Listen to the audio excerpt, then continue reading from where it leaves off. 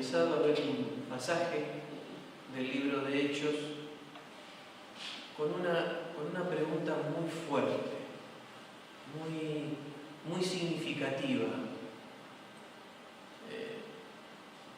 que trasciende las épocas de la iglesia. Y la pregunta es, ¿cuál es la iglesia que Dios desea? ¿Qué características debe tener la iglesia que está en el corazón de Dios? ¿Qué pregunta, no?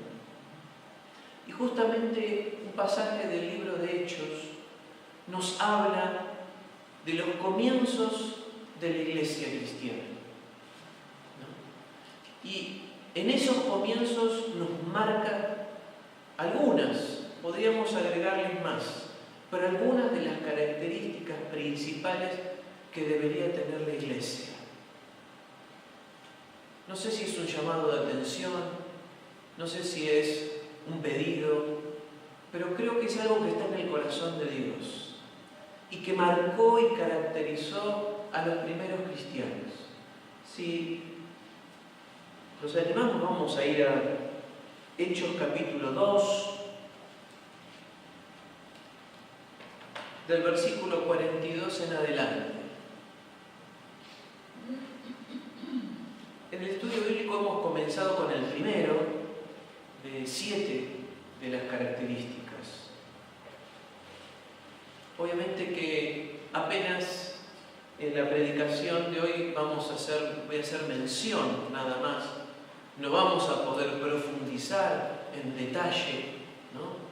Pero sí es importante saber cuáles son las luces de Dios que están prendidas en ese deseo de cómo debe ser la iglesia, ¿no? Y vamos a leer Hechos capítulo 2, del versículo 42 en adelante.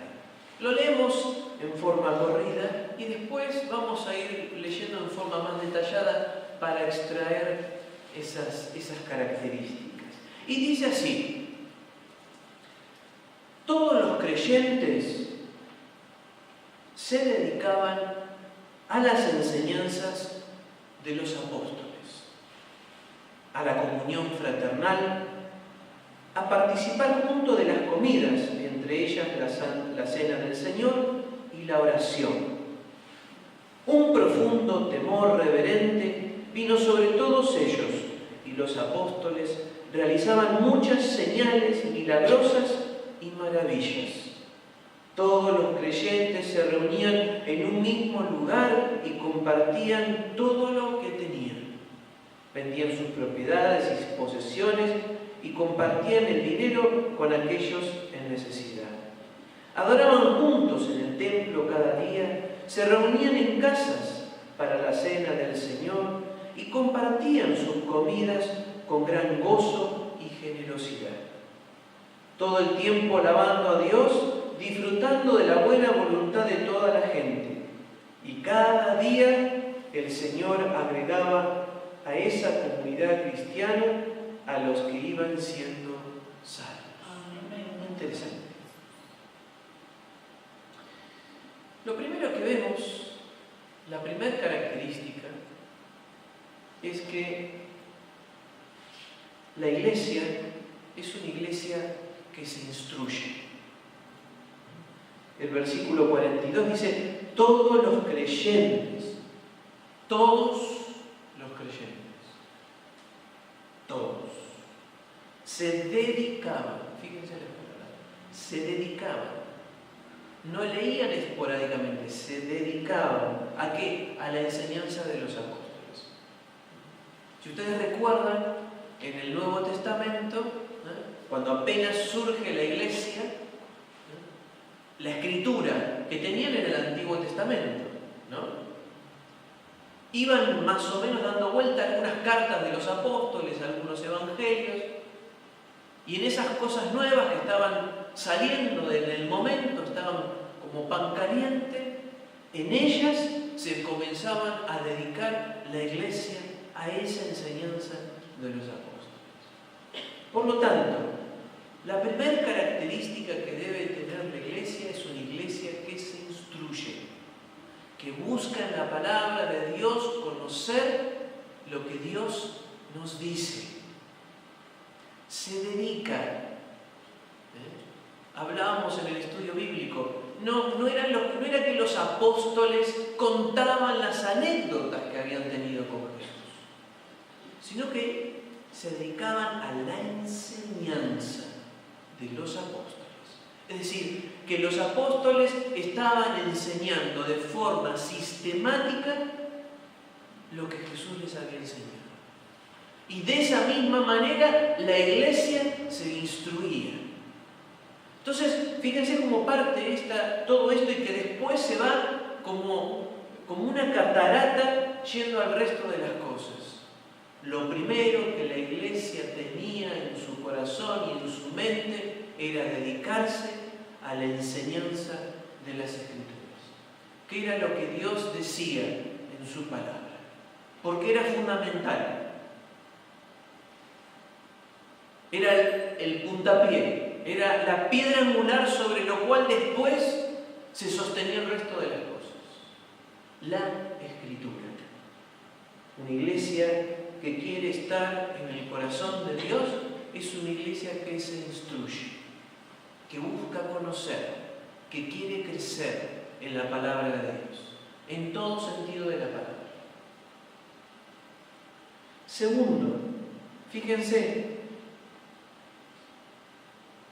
a la enseñanza de los apóstoles, a la comunión fraternal, a participar juntos en las comidas. Dice que había una comunión fraternal. La segunda característica de una iglesia que está en el corazón de Dios es una iglesia que ama, que tiene fraternidad, que tiene una relación íntima unos con otros. Una iglesia que no ama, una iglesia que no tiene la capacidad de tener una comunión fraternal, es una iglesia que fracasa en su tarea. La característica y el corazón de Dios está en ese deseo que cada uno de nosotros, al formar parte de una comunidad de fe, de una iglesia, tengamos como una característica principal no solo instruirnos en su palabra, sino amarnos los unos a los otros. Y como dice su palabra, sostenernos los unos a los otros. Es una iglesia que ama, porque es una característica y una cualidad de Dios. Y como hijos de Dios somos imitadores de aquel que es nuestro Señor y nuestro Salvador, por lo tanto amamos. Y la iglesia se debe caracterizar por su amor. La gente tiene que ver, cuando mira la iglesia, una iglesia donde tiene como uno de los pilares fundamentales el amor. Este versículo termina con otro aspecto tan importante. Vieron que dice, se dedicaban a la enseñanza, a la comunión fraternal, es decir, al amor, y por último dice, a la oración. Esa es la tercera característica. Una iglesia que ora, una iglesia que sabe y conoce el valor de la oración,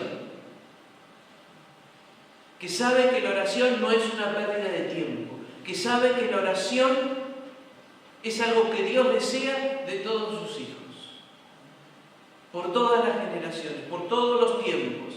Dios ha buscado que sus hijos, que sus hijas sepan el valor fundamental que tiene la oración. La oración es la que sostiene a la iglesia. La oración es la que nos sostiene. La oración es la que cambia y transforma las cosas. Esa es la oración. Cuando oramos los unos por los otros. ¿Por qué oramos? Porque sabemos y conocemos la palabra. Y sabemos que Dios nos habla de la oración. Y vemos lo que Dios ha hecho a través de la oración.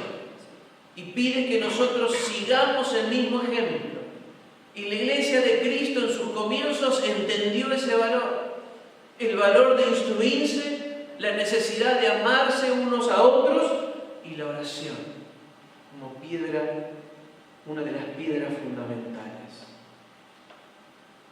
El cuarto elemento está en el versículo 43.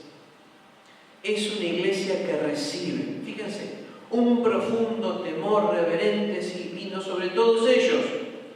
Y los apóstoles realizaban muchas señales milagrosas y maravillas. Es una iglesia que recibe de Dios. Que recibe de Dios. Donde Dios hace cosas. Porque oramos. Porque creemos en su palabra. Porque Dios ve el amor que hay dentro. Es una iglesia que recibe de Dios. Dice que la gente tenía un temor por las cosas que pasaban. Porque Dios hacía cosas increíbles. ¿Qué pasó acá? ¿Cómo si esto antes era al revés? Es una iglesia que recibe. Gloria a Dios. Y así como es una iglesia que recibe, el quinto elemento es una iglesia que da. Porque así como recibe, también da. No es una iglesia egoísta. Versículos 44 y 45. Todos los creyentes se reunían en un mismo lugar y compartían todo lo que tenían. Vendían sus propiedades y posesiones y compartían el dinero con aquellos en necesidad. No significa que nosotros tengamos que vender nuestras propiedades, pero sí lo que está diciendo en este pasaje, que era una iglesia que sabía dar, que había aprendido a dar, que no era egoísta, que no era celosa de lo propio, sino que era capaz de desprenderse y de dar. Porque así como recibía, también daba. Y Dios premia eso. Así como recibiste, también tenés que dar. Y fue una iglesia que aprendió y comprendió con absoluta claridad que tenía que aprender a dar. Y se hacía dentro de la comunidad de fe. Compartían unos con otros. ¿Será mucho? ¿Será poco? ¿Tendré mucho dinero o tendré apenas unos centavos en el bolsillo? ¿Tendré grandes capacidades o quizás apenas algunas? Pero eso poco que tengo lo comparto y lo doy. Es una iglesia que aprendió a dar. Y eso es maravilloso. ¿Se acuerdan de esa mujer que en un momento puso lo poco que tenía? Quizás los sacerdotes que estaban por ahí decían, ¿para qué queremos esas monedas? Apenas unas monedas. Pero Dios veía el corazón que estaba dando lo poco que tenía. Y la iglesia comprendió el valor del dar. Y así como la iglesia recibe, también aprende a dar. La característica número 6, versículos 46 y 47. Adoraban juntos en el templo cada día, se reunían en casas para la cena del Señor y compartían sus comidas con gran gozo y generosidad, todo el tiempo alabando a Dios y disfrutando de la buena voluntad de toda la gente. Es una iglesia que adora. Gloria a Dios. Una iglesia que adora. La iglesia que adora es aquella iglesia que entiende quién es su Señor y su Dios, que sabe que Él es todopoderoso, que Dios no es una receta de bolsillo ni una tarjeta de crédito con la cual yo voy a pedir solamente, sino que es una iglesia que sabe que su Dios es un Dios que merece toda la honra, toda la gloria y toda la adoración. Es una iglesia que se postra y conoce a su Dios y lo adora. Lo adora en silencio, lo adora con las alabanzas, lo adora con las cosas que suceden, lo adora al leer la palabra, lo adora al dar la ofrenda, lo adora al compartir con otro.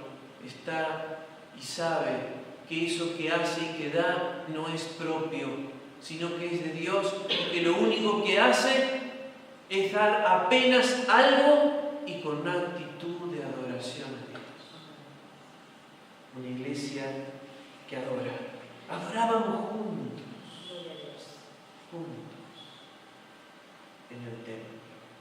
Por eso el tiempo que tenemos para adorar a Dios es un buen tiempo. Es un tiempo donde Dios está mirando cómo la iglesia desde sus comienzos ha hecho esta tarea tan maravillosa que es adorarle a Él. Y el séptimo y última característica, quizás podríamos sacar más, si seguimos leyendo sacaremos más.